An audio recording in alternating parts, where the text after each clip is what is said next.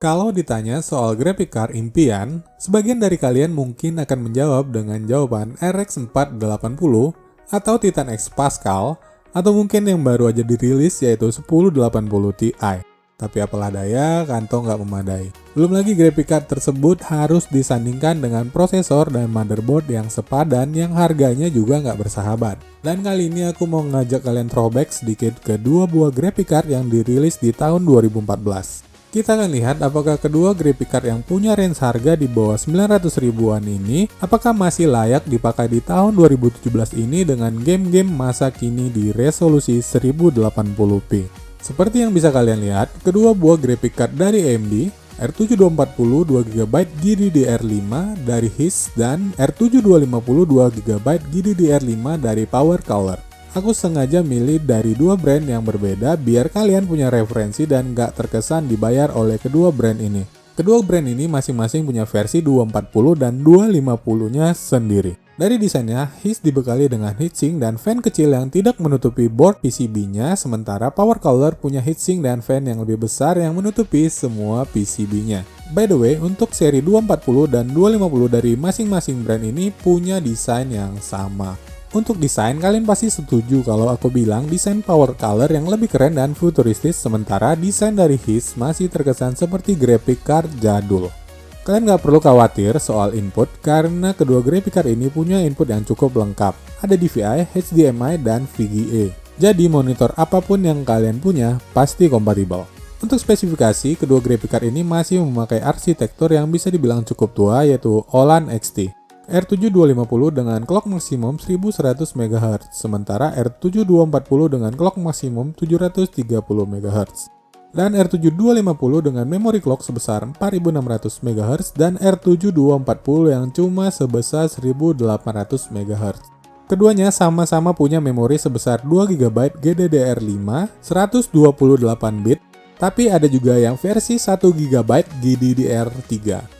Keduanya memiliki TDP yang cukup ringan, R7 250 dengan TDP sebesar 65 Watt, sedangkan R7 240 sebesar 30 Watt yang pastinya nggak bikin tagihan listrik kalian jebol.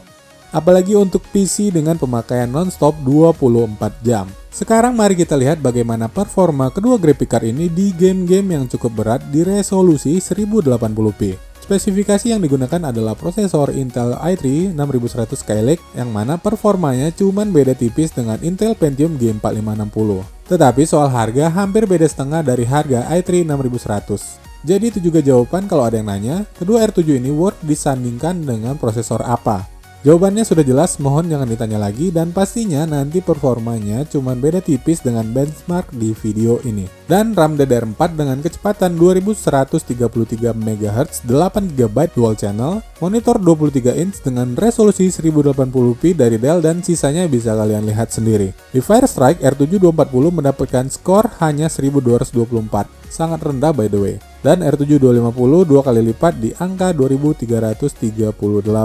Berlanjut ke performanya di game yang pertama, game eSport Counter-Strike Global Offensive dengan settingan rata kanan atau very high 1080p. Dan sekedar info, hasil benchmark berikut direcord menggunakan MSI Afterburner. Jadi ada pengurangan sedikit performa sekitar 3-5 fps. R7 240 bisa menjalankan CSGO dengan rata-rata 27 fps.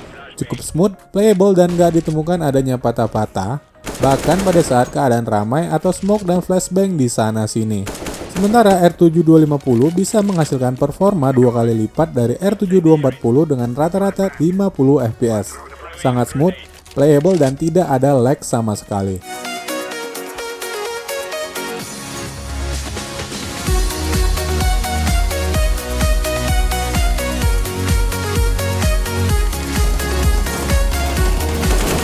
Selanjutnya game MOBA yang sangat populer sekarang yaitu Dota 2. Dengan setting high, R7 240 menghasilkan rata-rata di 20 fps bahkan waktu sedang war. Spam skill sana-sini masih oke. Nggak ada patah-patah sama sekali, bahkan ini juga sambil di-record.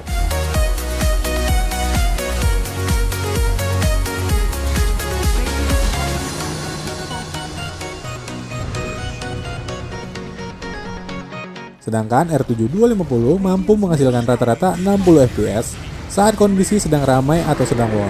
Ini smooth banget by the way.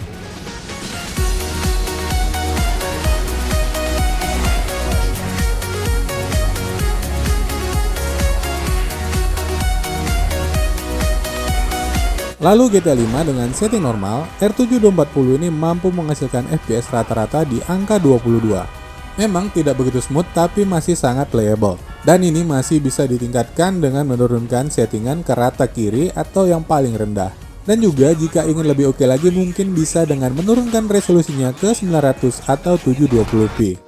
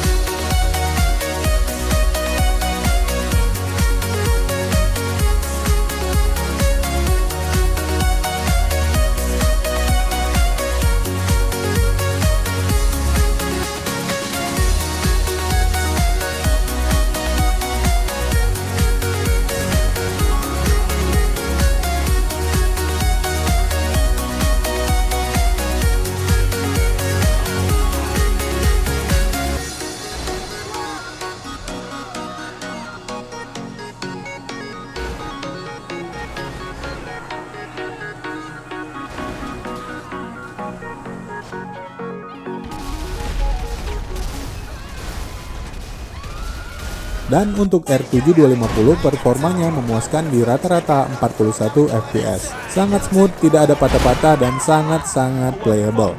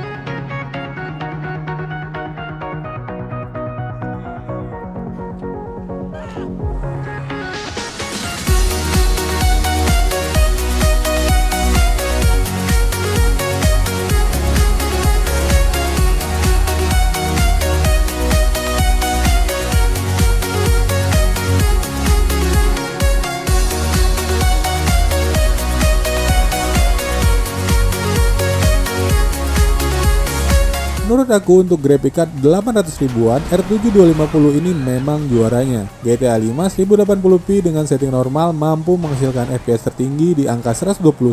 Bahkan di scan ledakan ini R7 250 cuma ngedrop sampai 28 FPS.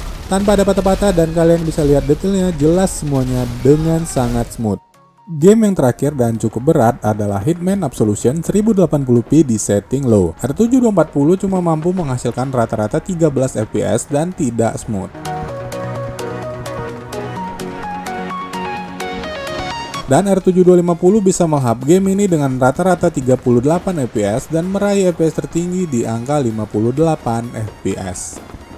Dan catatannya adalah performa dari game-game barusan yang telah dicoba masih bisa ditingkatkan dengan mengurangi settingannya dan juga menurunkan resolusi dari 1080p ke 900 atau 720p. Pastinya performanya bakal meningkat lebih drastis lagi. Setelah mencoba kedua graphic card ini masing-masing dengan pemakaian 8 jam, maka didapatlah hasil dari coolernya.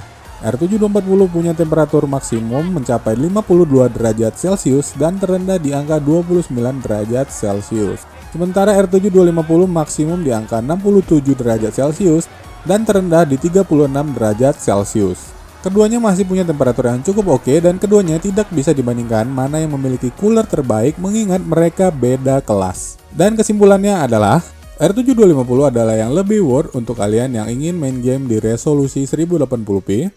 Detail grafisnya dapat, smoothnya dapat, dan tentunya sangat-sangat playable. Karena mengingat harga R7 250 saat ini ada di harga 800 ribuan dan R7 240 ada di harga 700 ribuan yang selisihnya hanya 80 ribuan. Tetapi performanya jauh 2 kali lipat. Dan gak sampai di situ, aku yakin pasti habis ini ada yang komen, "Bang, minta resep yang cocok dengan R7 ini dong." Ini aku kasih bonus resep PC di bawah 5 juta yang sangat oke untuk R7 250 ini.